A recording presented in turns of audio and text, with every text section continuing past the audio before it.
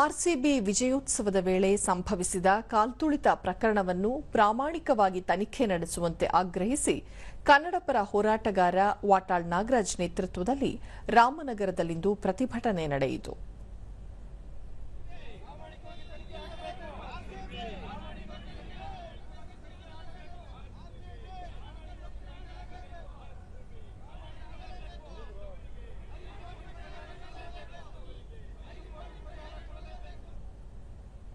ವಾಟಾಳ್ ನಾಗರಾಜ್, ವಿಜಯೋತ್ಸವದ ವೇಳೆಯಲ್ಲಿ ಸರ್ಕಾರ ಹಾಗೂ ಆರ್ಸಿಬಿ ಅಭಿಮಾನಿಗಳು ತಾಳ್ಮೆಯಿಂದ ವರ್ತಿಸಿದ್ದರೆ ಈ ರೀತಿಯ ಘಟನೆ ನಡೆಯುತ್ತಿರಲಿಲ್ಲ.